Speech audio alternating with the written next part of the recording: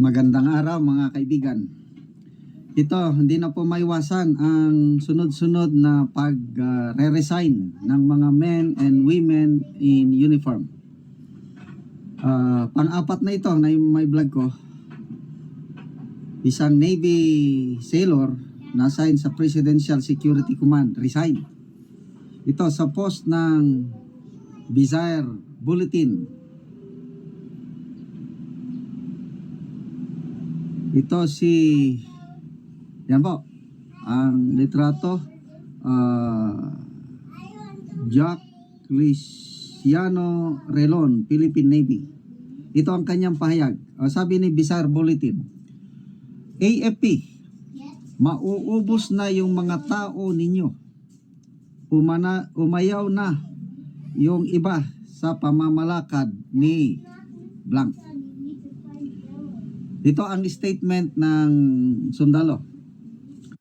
Carefully developed over 3 decades by a university. Buong buhay kong ipinagmamalaki na naglingkod ako sa isang pinakamahusay na presidente at may tunay na pagmamahal sa buong bansa at kapwa ko Pilipino.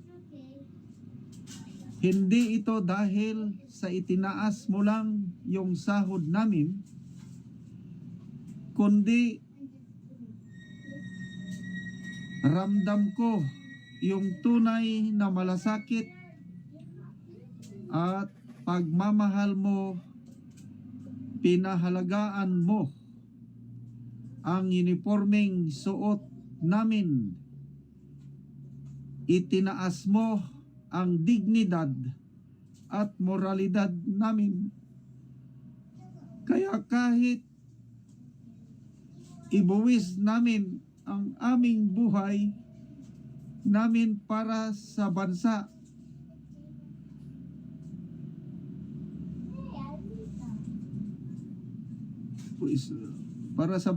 mamatay kaming masaya.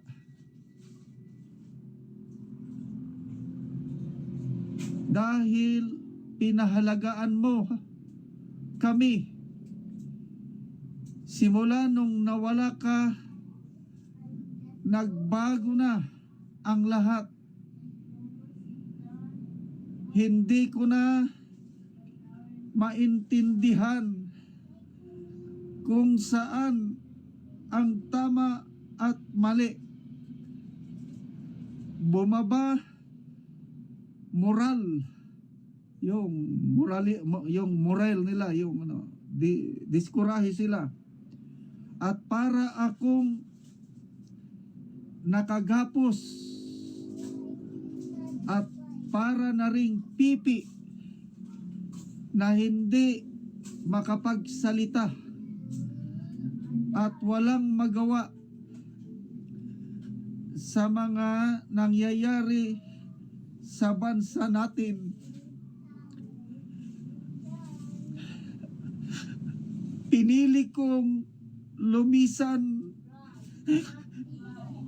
sa serbisyo dahil isa ito sa mga dahilan. Susuportahan kita dahil hindi sa pagiging presidente mo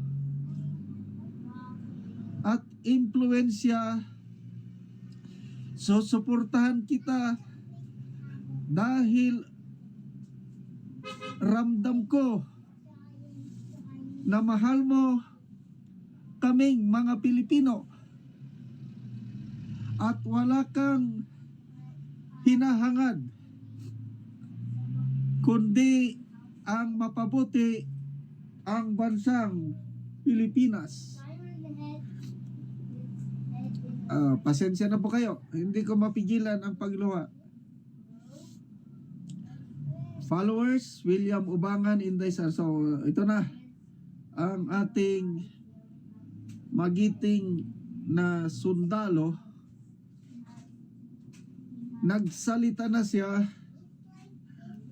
Isinakripisyo niya ang kanyang career, I don't know how many years, ang kanyang serbisyo. Ang kinabukasan ng pamilya niya ang nakasakripisyo dito dahil yung sweldo niya wala na eh. So I don't know kung kinonsulta ba niya ang pamilya niya, hopefully kinausap niya ang misis niya, ang kanyang mga anak, hopefully naintindihan siya at sinuportahan siya sa gagawin niya ito. Kasi sabi niya hindi siya makapagsalita eh. Kasi habang nasa loob ka ng military service, hindi ka talaga pwedeng magsalita. Eh yung pagmamahal niya sa Pangulong Duterte, hindi niya na makayanan na hindi magsalita. Kaya nagdesisyon siya, resign o get out of the military service, at ito nagsalita na siya. At nakaka-inspire ang katulad nila, I don't know anong ranggo niya, Philippine Navy, Relon. Saludo ako dito sa Navy personnel na ito. Saludo ako doon sa Police Corporal Jingjing, Jess Tano, at saka yung isa pang pulis na umalis, at pang-apat yung Lady Air Force Sergeant Reserve, si Sergeant Yumi Santiago. So 4 na sila na they opted to get out. Tama na, sobra na, magsasalita na kami.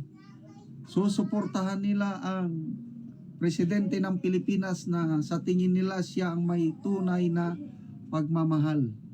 So, I don't know kung ilan pa ang katulad nito sa Relon. Seaman first class, ang mga ranggo ng Navy is Seaman first class, same mga ganon, o petty officer. Siguro petty officer 1 or 2 na ito. So, nakakalungkot ang ganitong pangyayari. But saluduhan natin ang kanilang sakripisyo, yung pamilya nila. I don't know kung paano nila buhayin ngayon na umalis na sila sa serbisyo. Okay mga kaibigan, salamat